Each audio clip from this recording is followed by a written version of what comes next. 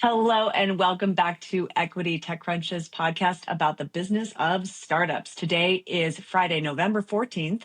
I'm Kirsten Korosec, transportation editor here at TechCrunch, and I'm joined by weekend editor Anthony Hott and senior AI reporter Rebecca Bellan. Welcome you two. Anthony, I have to know if you've watched this new show, Pluribus. I think I'm saying that right. And specifically, I'm asking not just because it's like a creepy thriller, but I'm curious if you saw this disclaimer that people are talking about.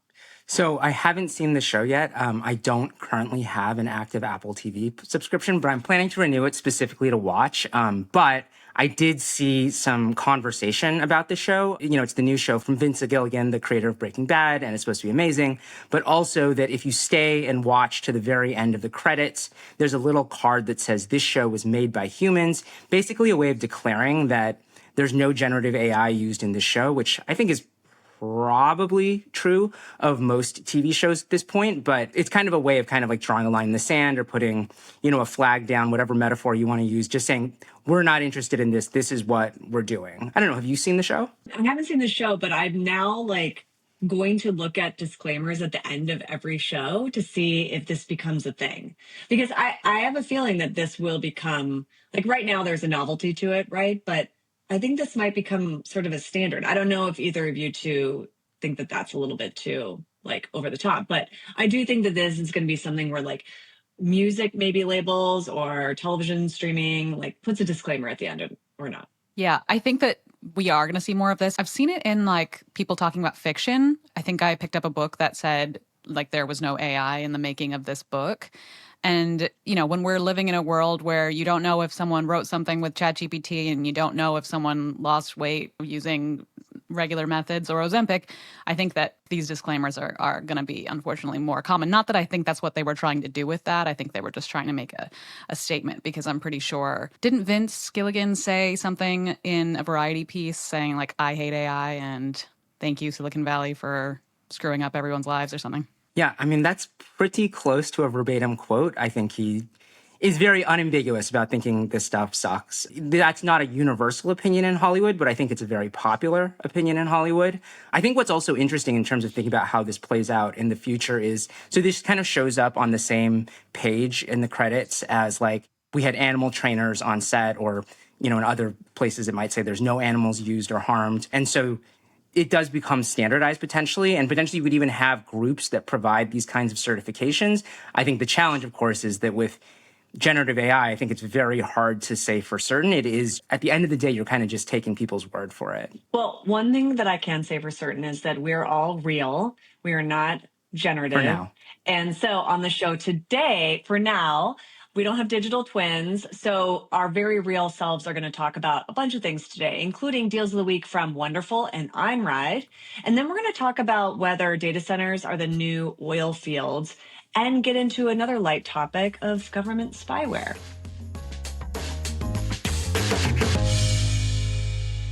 So Rebecca, kick us off. Wonderful. You wrote about this.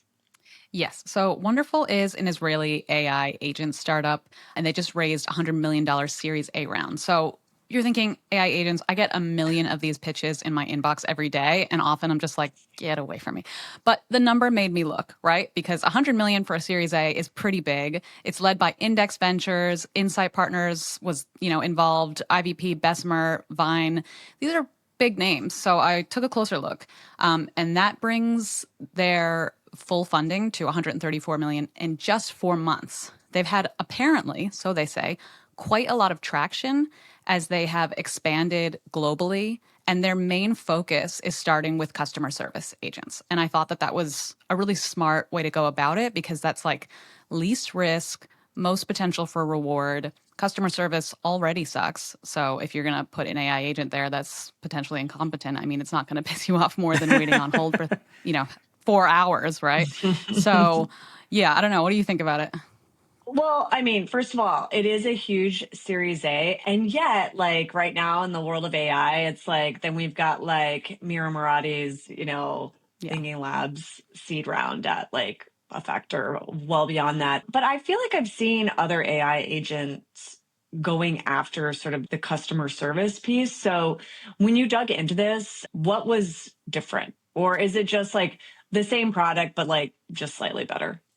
Well, they're doing more than just like a GPT wrapper. Like they're coming out with an AI agent that is apparently really good at grasping the cultural nuances of each different country, right? So that's like language and economics and I don't know, maybe politics, the regulatory environments, and they also make sure to have local teams managing deployment. So that seems to have been a real decider for them in that approach in how they were able to grow to so many different countries so fast. Like since launching, they already expanded to Italy, Greece, Poland, Netherlands, Baltics, Adriatics, the UAE, and they're planning to launch now in Germany, Austria, Nordics, Portugal, and Asia Pacific over the next couple of years. Yeah, I mean, I agree that customer service just seems like one of those areas where even people who are relatively skeptical about the potential for AI think that that's going to be an area where, like it or not, we're going to see a lot of adoption. And at the same time, like you said, we're just getting so many pitches for AI agents, so many pitches in the customer service area. And I'm curious, like, what are the things that are going to make companies stand out? You talked about sort of culture differentiation, maybe having, more than just a GPT wrapper, but like, it still feels relatively thin for like 100 million Series A. I mean, am I being unfair? I don't know. I mean, I was really searching, and I was like, why? I was looking at the backgrounds of the founders. I'm like, do they come from a stellar, pedigree? Are they all from Meta or something? But they're not. Like they've just got, at least one of the ones I looked into has just got his own series of other startups. But I think that they have done a good job, or at least what I'm reading, they've done a good job at really integrating into the company's kind of internal systems and automating the parts that a human could do already. So it's like an easy one-to-one from like human to AI task completion. And because they're already so well integrated, when they want to expand to other agentic capabilities and other tasks outside of customer service, it might be a little easier for them because they'll already be embedded. Right. I guess there's also just an argument that, well, someone is going to win here. So if they've already got significant traction already, why not them? But so you mentioned also that potentially they could expand beyond customer service. Do you have a sense of what other areas they might expand into? Yes, they're exploring other things like employee training, sales enablement, regulatory compliance, internal IT support, onboarding, like again, low risk, not automating any major financial tasks for the company or sending out, emails that maybe could bring down, I don't know, but basically kind of like starting kind of simpler and then essentially working their way up. Well, I'll be curious to see if they get any traction. And then the cultural piece to me is like one of the more interesting elements of that because, sometimes, especially in like these international businesses, or if you go out to a call center, and I think that if you're looking to like reach that specific audience or clientele, it makes a lot of sense. But we need to move on because I want to talk about one of my favorite topics, actually two, which is autonomous vehicles and SPACs. So a few episodes ago, we were talking about, our SPACs back and here we are. I'm talking about Einride. This is a Swedish company that Rebecca is actually, you've interviewed the founder, who's no longer the CEO. There's a new CEO. But basically, this company has like three businesses: electric, big rig type vehicles, an autonomous pod that looks like a Unimog to me, but doesn't have steering wheel or pedals, and then this sort of software business. And this company is SPACing. And so, first of all, I've got to ask Rebecca, because you've spent a lot of time writing about this company. You are shaking your head a little bit. So, first so many impressions. alarm bells. So many alarm bells. I mean, SPACing. Oh my God. I thought we were past this. Sometimes. When? It's okay. Well, When? okay. Well, we had a whole panel at Disrupt about this, in which Don Burnett, the founder and CEO of Kodiak, now Kodiak AI, did talk about this. And basically, he said it was more of a timing thing. It was like, he felt like the window was there and it was a speed thing, although it is more costly than going the traditional IPO route.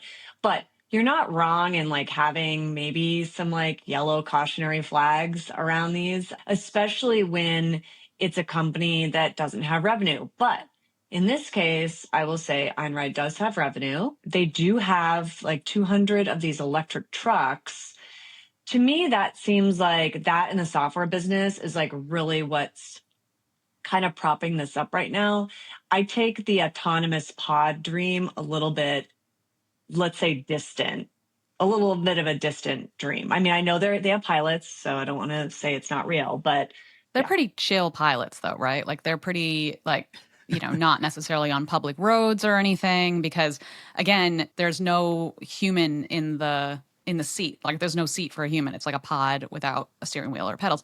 So no one can take over ostensibly. I remember a few years ago they were hiring for someone to do that role remotely to be able to kind of jump in, but there's latency issues. Basically, I think that yes, they do have revenue from their electric truck business. They're working with, I don't know, Chobani or some yogurt company. Maybe Oatly. Was it Oatly? I don't know. There was like an oat milk situation that they kept throwing that brand name out. There was an oat milk situation, yes. Yeah, but yeah. they have a it's like a good first start, right? It's like we'll make some money from the electric and then we'll move to the autonomous vehicles. However, I'm like, are they going to use their own AV software at this point? Are they still developing that? That's like I feel like if you haven't already kind of come to market with that at this point, you might as well just, ask someone else to do it for you. And that's I don't have insight in the software stack in terms of like the self-driving system, but I should say that they have like their fleet of 200 heavy duty electric rigs. Like they have like legitimate commercial partnerships with Heineken, PepsiCo, Carlsberg, Sweden. These are real things, but the autonomous pod thing is on closed course situations. This is not on public streets. But Anthony, I'm wondering if you've ever seen a picture of the Einride like autonomous pod. And is this something you're excited about, or is this something that makes you feel like a dystopian future?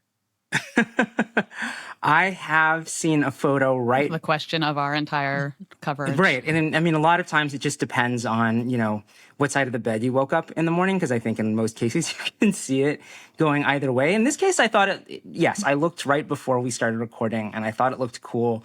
I think I like the idea of lots of different forms of mobility, delivery in our streets, assuming the infrastructure is there to support them, assuming we're not just trying to cram a million different things into one street without changing anything, which I think is kind of what's happening in New York City and maybe other places right now. I think it's a cool idea. I think it also feels like we're talking about even the things they're pointing at that are sort of promising. It sounds like, oh yeah, that is promising. That is promising for an early stage startup. It does feel a little strange to be talking that way in the context of a company that could be public very soon. And it goes back to, the things that raise my red flags probably are more around the fact that it's trying to do SPACs again, as opposed to anything about the company intrinsically. Yeah. Well, how much are they planning to raise from this SPAC, Kirsten? First of all, go back 6 weeks. They just raised $100 million, like from the private marketplace, and now which is they've a announced down this. round from its last raise, right? And I had heard rumors about like what was going on, and I'll put my like detective hat on here for a minute, and I think that they were maybe working towards this, and that this was perhaps like adjacent to, or maybe to extend their runway a little bit so that they could get to this point. Because it was an existing, shareholder plus another strategic company, so a quantum computing company. So they're expected to generate about 219 million in gross proceeds. The important thing here is that doesn't take into account, that's gross, right? So there could be transaction fees and things like that. And they are also seeking about 100 million in PIPE, or the private investment, which, by the way, depending on the language in that contract at the end, those investors can take that money out. A lot of companies now are trying to seek protections so that they don't take that money out right away. It's not a huge amount compared to some other SPACs we've seen. And the total pre-money valuation right now is 1.8 billion. So there are other companies, for instance, like Aurora, which SPACed a few years ago, and that pre-money valuation was 13 billion. So this is a little bit of a different moment in time, and definitely a different valuation, which I think is reflective of how much has changed since 2021. Right. Well, I'm sure there's more we could talk about, but we also have two big themes to get into. The first one, I mean, there's been a bunch of headlines about this, but maybe just to pose it as a question, because I think this is essentially how our colleague Tim wrote about it, is are AI data centers the new oil fields? Do either of you have an opinion on this? I think his finding is yes. The answer is yes. He reported on a report from the International Energy Agency that found that this year the world will spend $580 billion on data centers, and that's $40 billion more than it will spend on new oil supplies. So, I mean, I guess that's good. Good. I don't know. Well, I don't know if it's good or bad, but it is, right? So here's what I think is the potential upside. So Tim Deschamps, who's our climate tech reporter, has done a ton of reporting about, not just data centers, but actually how a lot of data centers are turning to renewables because they are, in terms of regulatory and cost, they are the go-to. So it's a lot easier to get a permit to throw up a bunch of solar panels and adjacent to a data center. A lot of times these data centers, they're not in the middle of urban centers. They're usually in like large tracts of land. Actually, there's a big push to try to get one put out here in the desert where I live. And so there's a lot of concerns about water and things like that. So to me, the one upside is that it could really mean a positive for any kind of company that is doing interesting things around renewables or data center design and some of the technology to reduce sort of like the global emissions component of it. So that I think that there's a lot of opportunity around that. And you're seeing that in Tim's reporting. There's like a lot of startups that are popping up and also a lot of renewables that are taking advantage of it. So to me, that's like the upside. But of course, like the sheer number to me is what really stood out, and the fact that as a former energy reporter myself back in the day, I know how much is spent on trying to find new oil. So that was just sort of, I was a little bit stuck on that number for a while. I don't know about you guys. It's a lot. And a lot of that's coming from the US. Like I think that report found that half of the electricity demand will be coming from the US, and the rest is like a mix of China and Europe. And another thing that struck me about it was that most of the data centers are coming to cities, like or near cities, like populations of 1 million people roughly. And so that means there's a lot more challenge with the grid connection and with connection pathways. And so I think that, like, to your point, renewables will have to, like, just by default, it's just good business. It's not because of any, environmentally friendly policies. Redwood Materials' new business unit, Redwood Energy, I think is going to be an interesting company to watch with this, because if you remember a few months ago, I went to their like big reveal, and they're taking the old EV batteries that aren't quite ready to be recycled, and then they're creating these like microgrids, and then specifically going after AI data centers. These can be connected to the grid, or they can be off-grid little microgrids that are connected to like solar. And that to me would alleviate the concern that you just mentioned. The question is like, are other companies going to do this? Are there other Redwood Energies out there that are trying to do the same thing? And how much of an impact could they make?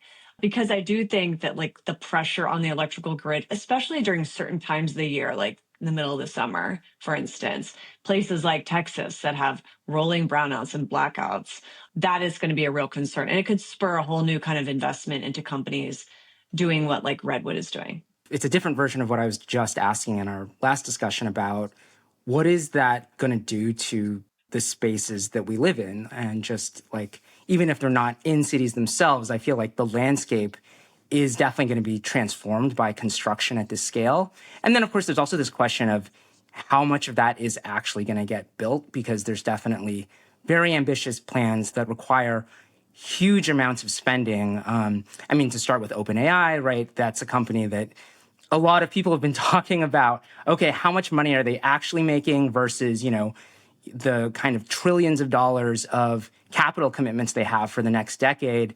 And then, there was this whole controversy over their CFO kind of saying, oh, the government should backstop our loans to build these data centers. And then she's like, oh, no. I didn't mean backstop. That was a poor choice of words. But it does look like they have been asking for sort of an expansion of tax credits from the CHIPS Act. And so I think that this is going to be an effort that's not just going to fall on the companies, but also on the government, or at least that's going to be a question that the government is going to be considering over the next few years.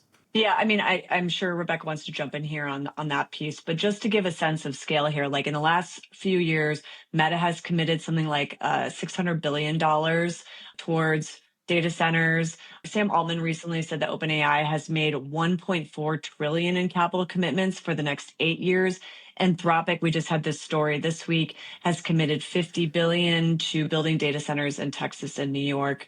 That gives you a sense of like, first of all, it's not just OpenAI, although certainly at the outsize. There's a lot of companies here, a lot of US companies, and targeting certain areas. In terms of the government piece of it, that's an interesting one because there was a lot of blowback on those comments. And I think people were like, hey, we shouldn't be in the business of bailing or supporting these build outs.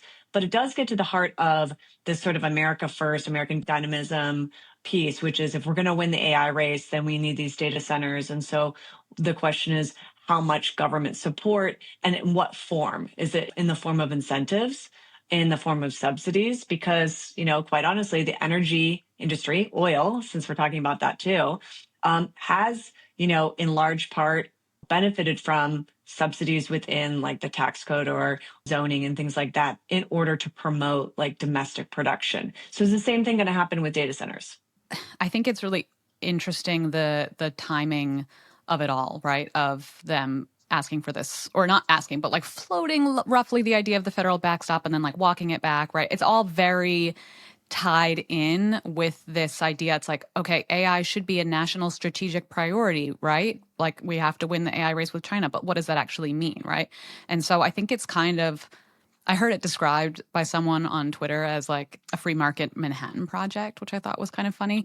Like we're potentially prioritizing AI assets as like a national security priority and then masking it as free market. But like this came the same week that, Mamdani won. I don't know. It just felt like bad form and a bad timing. Like here, let's subsidize the companies that want to take your jobs and make your energy prices skyrocket. But that's, I'm sure they're walking that back, but at the same time, yeah, they're walking that back, but at the same time, they're, as Anthony mentioned, they're also being like, okay, well, what can we get from the government in terms of like an expansion of the CHIPS Act to be able to fund, beyond semiconductor fabrication to cover the electrical components and costs associated with building these data centers? I mean, this also reminds me of the conversation we had last week where Russell was talking about the idea that anyone who's really emphasizing the idea of an AI race with China is probably trying to get something from you. And the one thing I will say for Sam Altman, as far as like taking that idea seriously and like not just asking for subsidies and being like, well, of course you should do this for us, but also proposing the idea of this sort of national computing infrastructure stockpile, which then could be sort of distributed based on national security interests. I'm not saying that I think that's necessarily a good idea, but at least what he's suggesting is not just a lot of government handouts, although that maybe is a component of it. That is interesting. But we have another topic we have to get to before we run out of time. And it is related to governments, but in a totally different context, which is government spyware. And we've had a lot of reporting recently about this. A great article that we'll put in the show notes, and it was why a lot of people are getting hacked with government spyware. This is really interesting because basically what's happening is there is more government spyware or the use of it and abuse of it than ever before, mostly in countries with sort of sticky human rights records. So Saudi Arabia, Morocco, even some democracies though. So Mexico, for instance. And these spyware is being used to really like cast a larger net than should have towards more people like journalists and things like that. So Anthony, I'm just wondering if you have taken a look at this story and what your thoughts are. And if you have any thoughts on, why this is happening. I think that's a very good question. I was reading the story and definitely concerned about it, especially as a journalist, albeit a journalist who doesn't really write about a lot of politically sensitive things. It does seem like, if I'm reading it correctly, it's not necessarily that this is an entirely new phenomenon. It's that certainly, the phone, the way we use the phone, development of new kinds of spyware is creating new opportunities for this, but it's also these are, in some cases, surveillance operations that have been going on for a while, and now we're kind of learning about them. And so, it's not so much that, in the last year, suddenly there's been an explosion of spying, but more that this is something that's been going on for a little while. Yeah, I mean, it's going on for a little while. I spoke to our senior cybersecurity reporter, Lorenzo, about this, and he said, really, there's a couple things going on here. One, the tools are just so much easier to use. Because of that, they're just easier to abuse as well. And also, sometimes these contracts are, and he gave me an analogy. He's like, let's say, you pay $5 million for 100 quote unquote concurrent targets. Let's say a government does this and you only have 50, but you've paid for this money. So you might as well just, spy on 50 more people because, otherwise you're wasting money. So he said that's happening. The other big thing he said is, I asked him, so is there an opportunity here for like anti-spyware startups? And he's like, well, there might be a little cottage industry here, but there's a huge debate as to whether these are actually effective. And that comes down to the fact that most of the spyware is on mobile phones. And the whole design of mobile phones is essentially to prevent, like, because of privacy and protection, like iOS, it would prevent you, if you had an anti-spyware, let's say, app, to access other apps in order to figure out if you have spyware. And so it's a difficult problem. And it's absolutely, like, we're seeing also a rise because people have mobile phones with them all the time. Yeah, well, in other news of government spyware hacking hellscape, Australia's head of intelligence, Mike Burgess, he warned that at least 2 China government-backed hacking groups are, quote, probing critical infrastructure and pre-positioning for sabotage and espionage. You might have heard of Volt Typhoon before. They're like a pretty famous Chinese hacking group. Yeah, I mean, this is what, you're afraid of when you think about governments hacking into your critical infrastructure. They might take down your energy, your power, your hospitals, your water supplies, what have you. It's pretty scary stuff. Yeah, and to be clear here, since we're kind of changing topics, but overall sort of talking about the same thing, the first we were talking about like government spyware being used against its own citizens, let's say journalists or, criminal actors.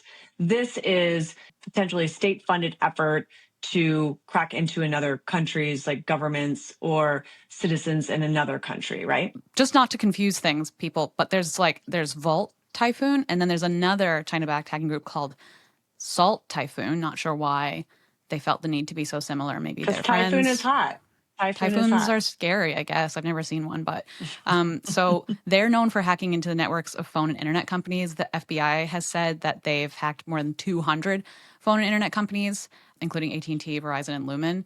You might have remembered this from like a few months ago. They were, the FBI was encouraging people to use encrypted messaging apps to talk to each other because they're like, we can't really guarantee your safety here. But, the point is that, as Burgess, the Australian intelligence had warned, like once the hackers are in, it's about intent, not capability. Like if they're in, they can just decide to create chaos. And it's pretty devastating. And I wonder, thoughts and prayers to Australia. I used to live there, and I don't know, they're a pretty chill country, but they're also part of the Five Eyes, so hopefully they have some help. Maybe would be a good story idea for Lorenzo, is just, can you break down why these things are named what they are? Why is there a Volt Typhoon and a Salt Typhoon? Well, because they're creating chaos. Because they're Right. creating chaos, as Rebecca just said. But we should have Lorenzo back on the show. We'll have to wrap up this one, but we should have him on because I have so many questions about, first of all, like what's being done to combat this. I mean, we know like the larger companies that are doing this. What are the opportunities for startups? Are we seeing any emerging companies that are getting government contracts that help governments like the U.S. Protect itself beyond the efforts of the government itself, right? And, we should have him on as a guest. Just to quickly, before we jump off, I mean, yes, there are tons of companies that are doing this. Like Wiz comes to mind. They're more cloud security infrastructure, but I think that kind of counts.